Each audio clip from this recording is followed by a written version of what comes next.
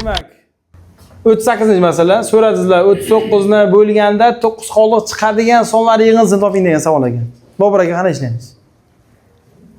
Aytayapti, 39 ni deyapti. X songa bo'layapmiz deyapti. Qanday songa bo'layapsiz va qanday sonlarga bo'layapsiz degan savol. 30. X toping deyapti-da bizga. X bitta emas, bir nechta bo'lishi mumkin. Qanday ishlaymiz buni? Kim aytadi? Endi qoldiq bo'lishning foydasiga ko'ra, Xo'p. bo'linuvchi qoldiqdan katta bo'lishi kerak. Yaxshi, demak x katta 9 dan, keyinchi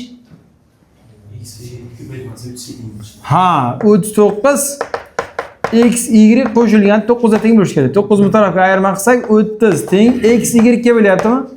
Demak, ikkita sonning ko'paytmasi 30 ga teng va x 9 dan katta. Demak, nima qilamiz buni? X ni tanlash bilan 10 deb olsak to'g'ri keladi. Chunki 30 ga bo'linadi. Shunda y bizga 3 bo'ladi. Kerak bo'lmasa ham topib qo'yaylik. Yana x o'rniga nima olsak bo'ladi? Ikkita sonning ko'paytmasi 30. 15 bilan y teng 2 olishimiz mumkinmi? Va yana qaysini olishimiz mumkin? X o'rniga 30 ni olishimiz mumkin, y o'rniga 1 ni olishimiz ham mumkin, to'g'rimi?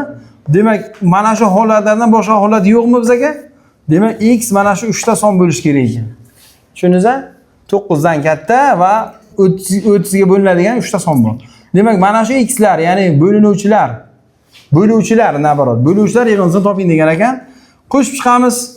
10 qo'shilgan 15 qo'shilgan 30. Natija necha bo'ladi? 55 degan javob bor, ha? Javob mana shu.